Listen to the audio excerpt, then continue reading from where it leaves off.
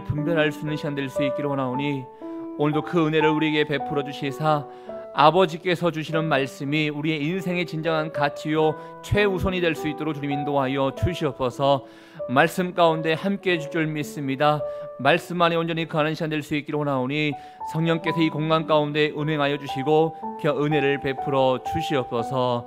그렇게 하실 주님께 감사와 영광을 돌려드리오며 존귀하신 예수님 이름으로 기도합니다. 아멘. 우리 하나님의 은혜와 평강이 여러분 모두에게 함께할 수 있기를 축복합니다. 오늘 하나님께 주시는 말씀을 보겠습니다. 고린도전서 15장 말씀입니다. 고린도전서 15장 20절부터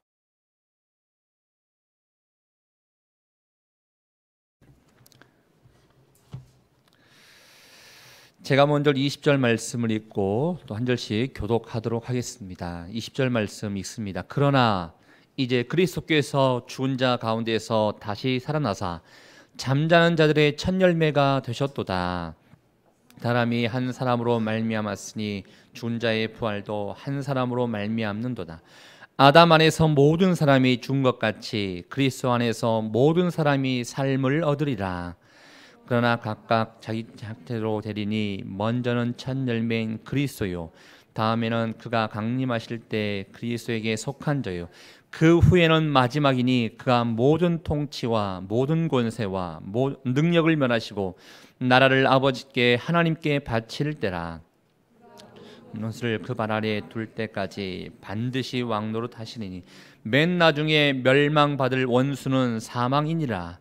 만물을 그 발 아래에 두셨다 했으니 만물을 아래에 둔다 말씀하실 때 만물을 그의 아래에 두신 이가 그 중에 들지 아니한 것이 분명하도다. 만물을 그에게 복종하게 하실 때에는 아들 자신도 그때 만물을 자기에게 복종하게 하신 이에게 복종하게 드리니 이는 하나님이 만유의 주로서 만유 안에 계시려 하심이라.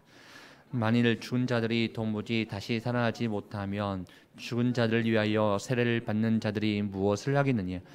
어찌하여 그들을 위하여 세례를 받느냐? 또 어찌하여 우리가 언제나 위험을 무릅쓰리요?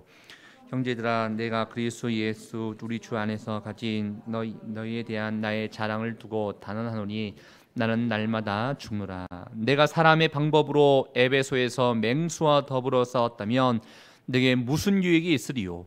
죽은 자가 다시 살아나지 못한다면 내일 죽을 터이니 먹고 마시자 하리라. 속지 말라. 악한 동물들은 선한 행실을 더럽히는. 함께 읽겠습니다. 깨역들을 행하고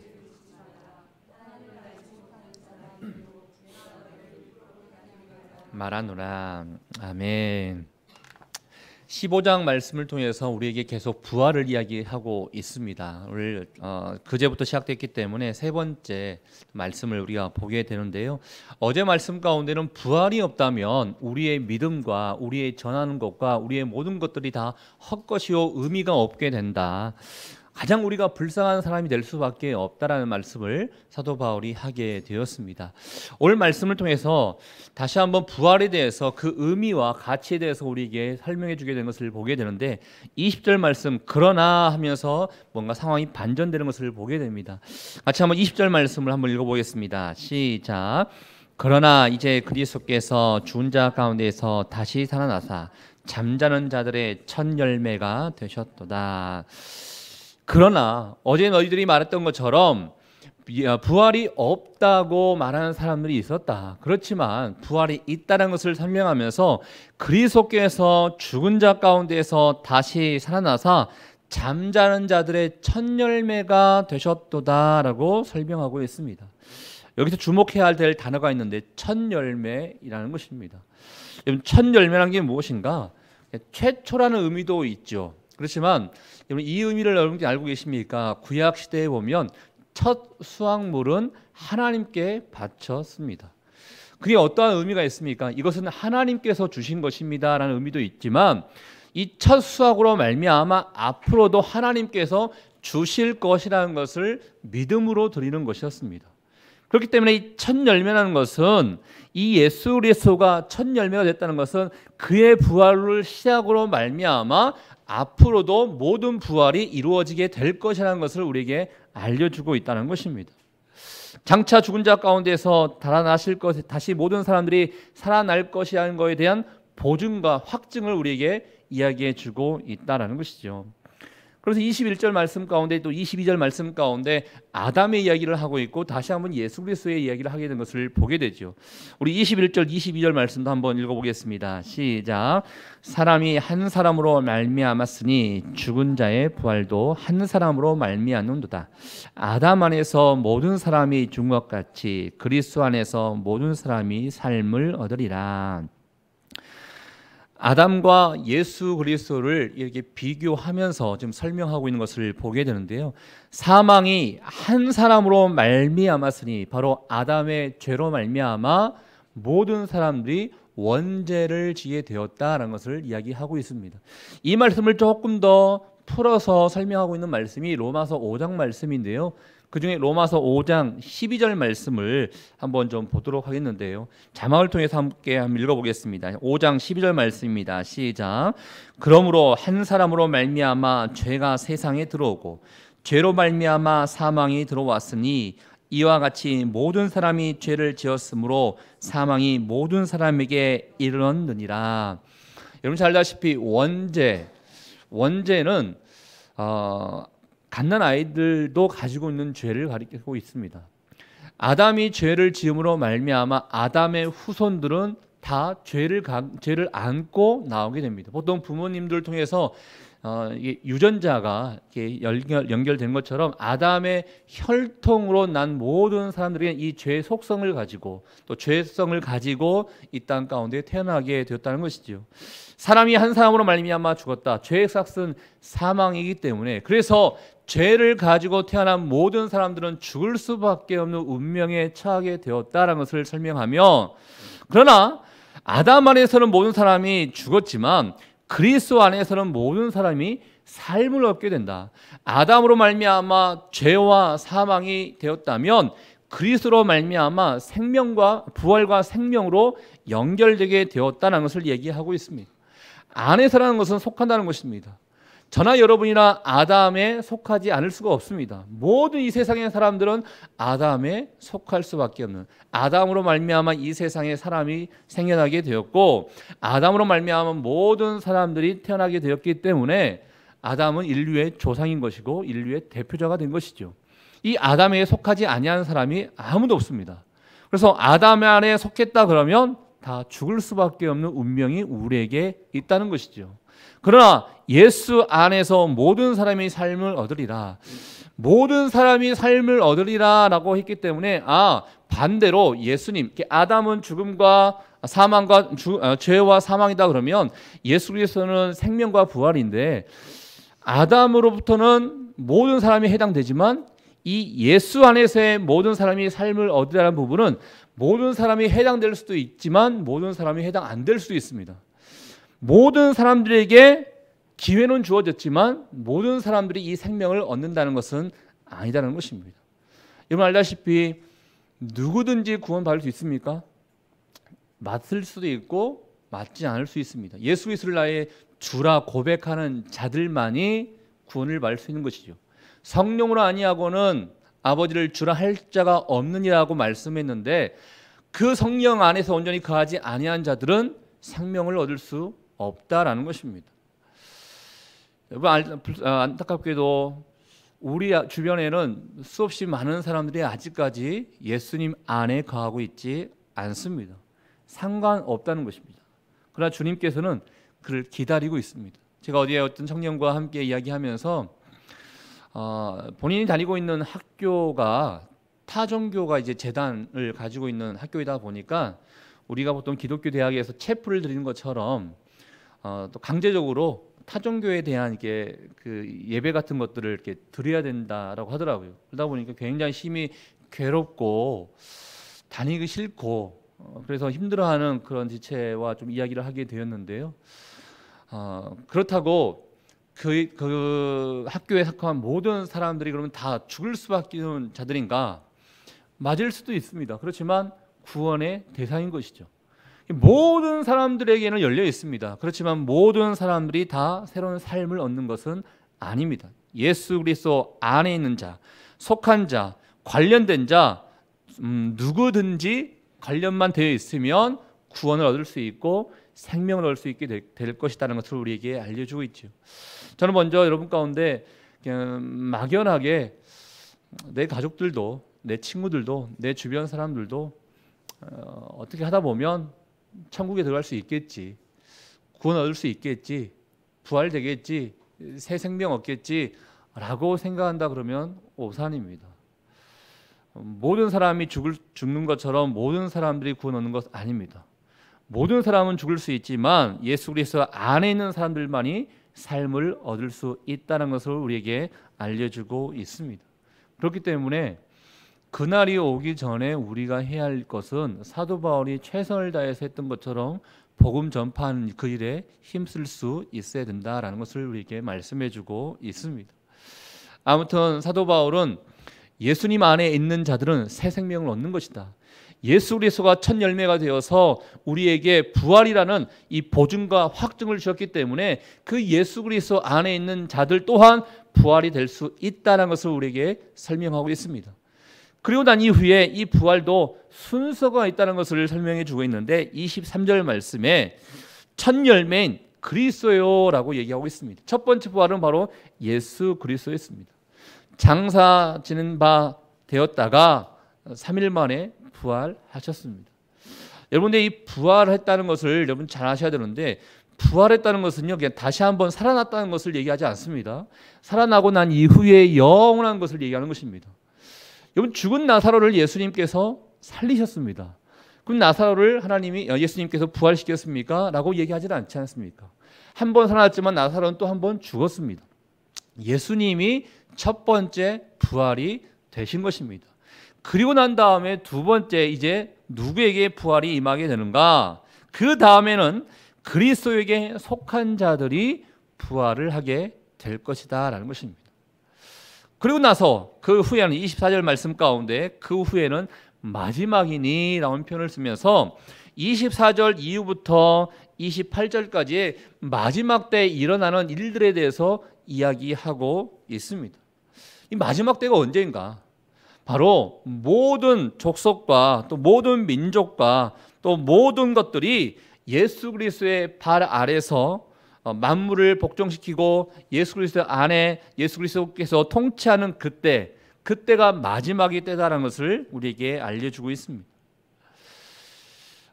그날이 언제 올지는 아무도 모르죠. 그렇지만 성경은 종말론적인 관점을 가지고 또 이야기를 하기도 하는데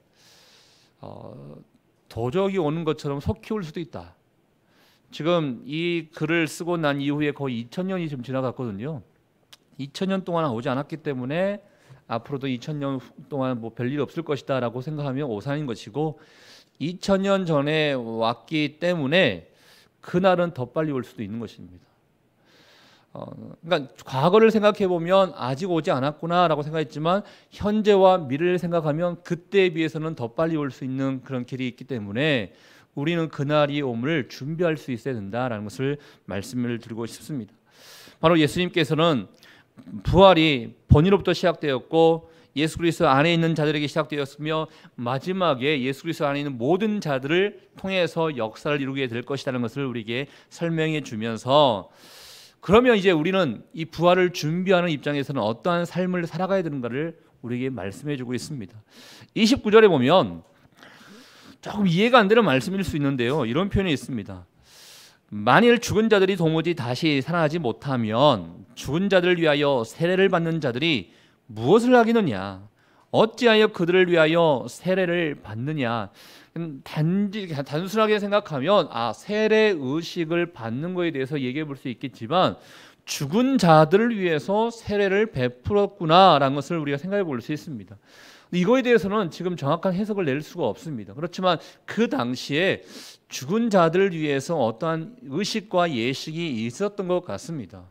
사도 바울이 이거에 대해서 정확한 설명을 우리에게 해주지도 않고, 또 지금 저희가 세례를 할 때도 산 자들을 위해서 세례를 주지 죽은 자를 위해서 세례를 하고 있지 않지 않습니까? 그렇기 때문에 이게 도대체 무슨 이야기인가 잘 알 수 없지만 우리가 단순히 생각해 볼 때는 의식을 그냥 생각해 보면 될 것 같습니다. 의식을 왜 하느냐는 것입니다. 세례를 왜 베푸냐는 것입니다. 장차 부활과 영생, 생명을 우리가 생각하면서 세례를 받는 것이고, 천국 시민이 되기 위해서 예수 그리스도를 믿는 자들 안에 온전히 거하기 위해서 우리가 세례를 받고 의식을 하고 교회 안에서 많은 것들을 하는 것이지, 만약에 장차 미래가 없고 영생이 없고 하나님의 나라가 없다 그러면 교회에서 드리고 있는 이 예식과 의식이 무슨 의미가 있느냐라는 것을 이야기하고 있다는 것입니다. 뿐만 아니라 또 어찌 우리가 30절 말씀 가운데 위협을 무릅쓰면서 이 신앙생활을 하고 있느냐, 이런 핍박과 환난과 곤고함 가운데 왜 우리가 이렇게 신앙생활을 하고 있느냐라는 것을 묻고 있다는 것입니다. 오히려 묻는 자들에게 다시 한번 반문하고 있는 것입니다. 왜 우리가 교회 안에서 이렇게 열심히 신앙생활하고 있습니까? 왜 우리가 이 교회 안에서 나름대로 애쓰고 있습니까? 다 부활이 있다는 것을 믿기 때문에 신앙생활하고 있는 거 아니겠습니까? 예수 그리스도가 우리의 첫 열매가 되어주셔서 그가 우리에게 영원한 날을 예비시켜 주기 위해서 부활하셨기 때문에 우리가 그분과 동행함으로 말미암아, 그분 안에 거함으로 말미암아 우리 또한 부활에 동참할 수 있는 것 아니겠습니까? 우리가 살고 있는 모든 것들이 다 의미 없는 것이 아니라 다 의미 있는 것입니다라는 것을 알려주고 있다는 것이죠.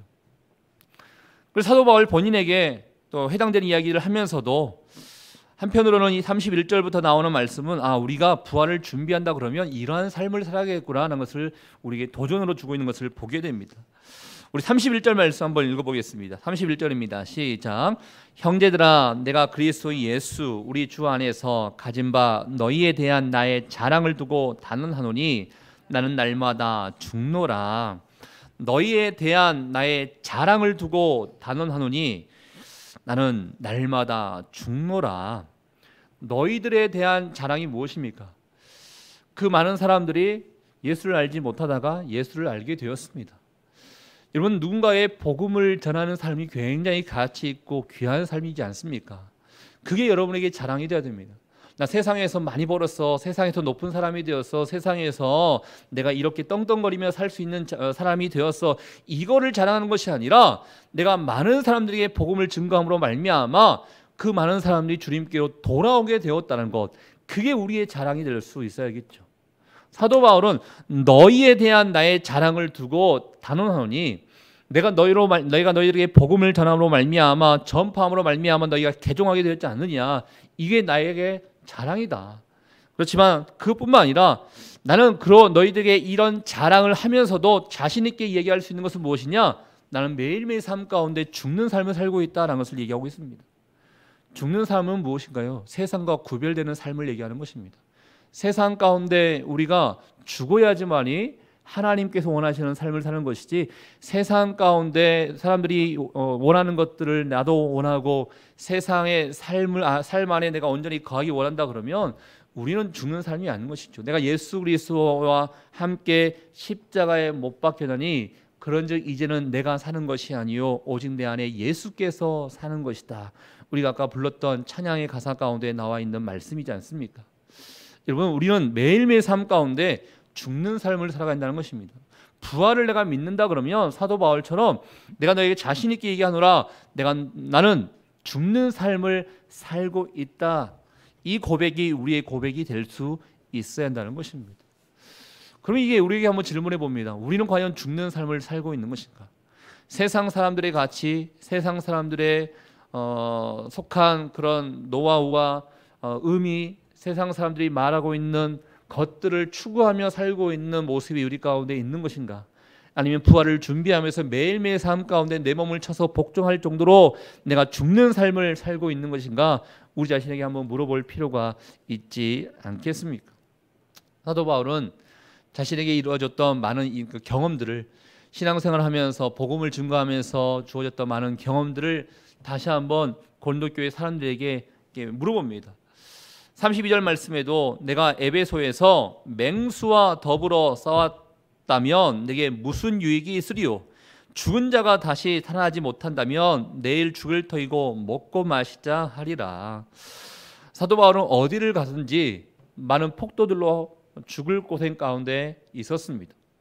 위협과 핍박과 억울한 그 대우를 감당하면서 살았던 사람이 바로 사도 바울 아니겠습니까? 내가 무슨 유익을 얻고자 이런 삶을 살았느냐?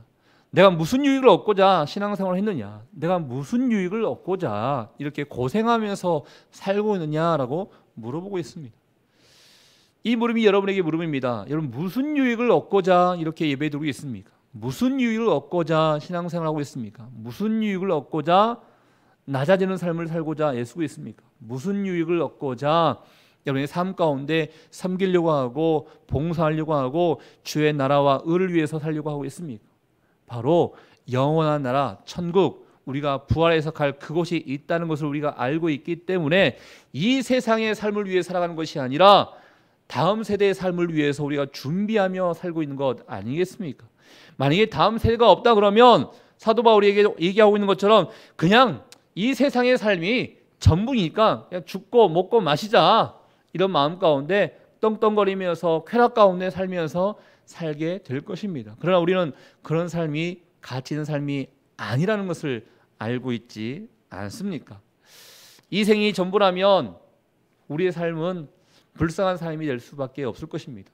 이 생이 전부라면 우리의 노력은 헛고생이 될 수 있을 것입니다. 그렇지만 이 생이 전부가 아니라 다음 생에 하나님께서 예배해 놓으신 천국, 우리가 부활해서 갈 그곳이 바로 있기 때문에 우리는 믿음으로 나가는 것이고 믿음 가운데 사는 것이며 우리의 수고와 우리의 모든 것을 다하여 의미 있는 삶을 살고자 한다는 것입니다. 저는 여러분 가운데 여러분의 수고가 단지 어떠한 율법 아래에 있어서 직분 때문에 하는 것이 아니라 다음 세대, 즉 다시 말씀드려서 부활을 준비하는 그런 삶이 될 수 있기를 주의 이름으로 축복합니다. 그래서 사도 바울이 마지막 결론을 얘기하죠. 속지 말라.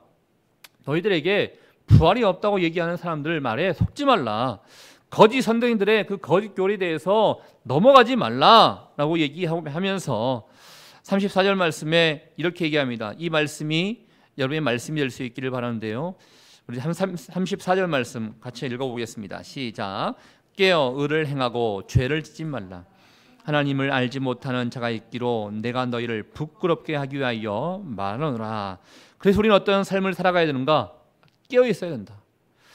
의를 행하고 죄를 짓지 말아야 된다라는 것을 우리에게 마지막으로 설명하고 있습니다. 바로 미래를 염두에 둔 삶을 살아가야 된다는 것입니다. 그러면서 내가 너희를 부끄럽게 하기 위하여 지금 말하고 있는 것이다. 이 가장 기본되는 이 말씀, 이 기본의 진리에 왜 흔들리느냐, 부끄러운 줄 알아야 된다는 것을 얘기하고 있습니다.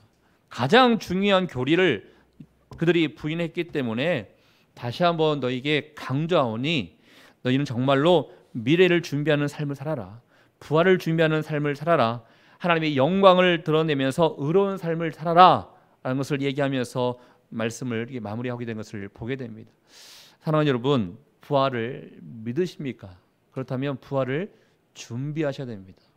단지 어떻게 살다 보면 천국 가겠지라는 것이 아니라 부활을 있다는 것을 내가 믿는다면 부활을 통해서 부활을 준비하는 그런 삶을 통해서 하나님이 원하시는 마음을 가지고 더욱더 정직하게 의롭게 신실하게 살 수 있도록 노력할 수 있어야 한다는 것입니다.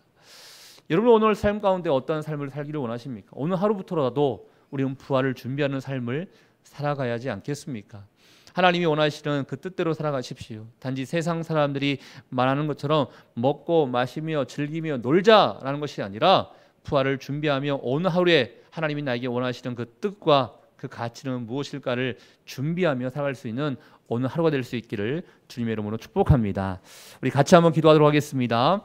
이 시간에 기도할 때 하나님, 부활을 준비하는 삶을 살 수 있기를 원합니다. 세상 가르침, 세상에서 이야기하고 있는 그 모든 것들은 단지 나에게 먹고 마시고 즐기며 단지 이 세상 가운데 행복을 누리자라고 얘기하고 있습니다. 그렇지만 주님이 우리에게 말씀하시는 것은 이 세상의 삶이 전부가 아니라 부활하여 우리가 갈 곳이 있다는 것을 주님이 말씀하고 있습니다. 하나님, 오늘 하루도 부활을 준비하는 삶이 되기를 원합니다. 하나님이 우리에게 원하시는 그 삶을 살기를 원합니다. 말씀하신 것처럼 더욱더 정직하게 살기를 원하고 죄짓지 않기를 원하고 의를 행하며 깨어있는 삶이 될 수 있기를 원하오니 오늘 하루의 삶 가운데 부활을 예비하며 부활을 준비하며 주님이 기뻐하는 하루가 될 수 있도록 인도하여 주시옵소서. 우리 같이 한번 주신 말씀을 생각하며 우리 함께 기도하도록 하겠습니다. 하나님 아버지, 오늘도 우리 가운데 함께 해주심에 감사합니다. 세상의 많은 사람들은 지금 우리가 살고 있는 이 지금이 중요하다라고 얘기하고 있습니다. 지금 삶 가운데 먹고 마시며 즐기며 노는 게 중요하고 이 세상의 행복이 가장 중요하다라고 얘기하고 있습니다. 그렇지만 주님께서는 부활이 있으니 부활을 준비하는 삶을 살아야 된다라고 얘기합니다. 때로는 고난이 있을 수 있고 핍박이 있을 수 있고 우리가 신앙생활을 하는 과정 가운데 어려움이 있을 수 있지만 우리의 부활의 첫 열매가 되어주신 주님 때문에 우리가 부활을 받았기에 우리가 부활을 준비하는 그런 삶이 진정한 가치 있는 삶이요 의미 있는 삶이다라는 것을 우리에게 말씀해 주고 있습니다. 성령 하나님 아버지, 우리 가운데 임하여 주시고 세상 사람들과 동행하면서 사는 것이 아니요 세상 사람들에게 본이 되게 하시며 세상 사람들을 아버지 더욱더 축복하며 세상 사람들을 주님께로 인도하는 데 쓰임받는 인생이 될 수 있도록 주님 인도하여 주시옵소서. 주님께서 함께해 줄 줄 믿습니다. 하나님 아버지, 주님 계속해서 우리에게 부활에 대해서 말씀해 주고 있습니다. 과연 우리가 부활을 믿는 삶을 살고 있습니까? 세상 사람들은 현실, 이 지금이 중요하기에 지금 많은 것을 누리고 지금 많은 것을 먹고 마시며 즐기며 행복을 누리는 것이 가치 있는 것이다 라고 이야기하고 있습니다. 그렇지만 하나님, 진정한 가치와 의미 있는 것은 무엇입니까? 사도 바울이 우리에게 보여주셨던 것처럼 그 부활을 준비하면서 어떠한 어려움과 핍박 가운데서도 복음을 증가하는 삶이 가장 가치 있는 삶이요 힘들고 어려움이 있다 하더라도 겸손히 주의 나라와 의를 위해서 살아가는 삶, 힘들고 어려움이 있다 하더라도 섬기는 삶, 최선을 다해서 하나님의 나라를 위해서 살아가는 삶, 그 삶이 가치 있는 것이다라는 것을 우리에게 설명해 주고 있습니다. 하나님, 부활을 믿는다면 부활을 준비하는 삶을 살 수 있기를 원하오니 오늘 하루의 삶 가운데도 주님이 말씀하셨던 것처럼 깨어있어서 의를 행하며 신실하게 정직하게 죄짓지 않고 살아가는 삶 될 수 있도록 주님 인도하여 주시옵소서. 우리 안에 많은 사람들, 특별히 우리 성도님들 가운데 힘들어하는 사람들이 있습니까? 주님이 부활하심으로 말미암아 능력이 있다는 것을 우리에게 보여주셨사오니 이 부활의 능력이 모든 연약한 자들 가운데 함께 도와주시고 힘들어하는 자들에게, 아파하는 자들에게, 어려움을 겪고 있는 자들 가운데 주님 함께하여 주시옵소서. 부활하신 주님의 능력이 그들 가운데 임할 때 다시 한번 살아나게 될 줄 믿습니다. 이 살아남의 역사가 모든 힘들어하는 자들 가운데 임하기를 원하오니 주님께서 은혜를 베풀어 주시옵소서. 그렇게 하실 주님께 감사와 영광을 돌려드리오며 지금 이 시간 우리 인생의 길과 진리와 생명 되시는 예수 그리스도의 은혜와 우리 하나님 아버지의 그 크신 사랑하심과 성령의 교통, 위로, 축복하심이 이 부활을 믿고 부활을 준비하는 삶을 살고자 다시 한번 깨어 주님 앞에 온전히 나가기를 원하는 죄의 백성들 한 사람 한 사람 머리 위에 우리 가정과 일터와 사람 살리는 교회 위에 이제부터 영원토록 함께하기를 간절히 축원하옵나이다. 아멘.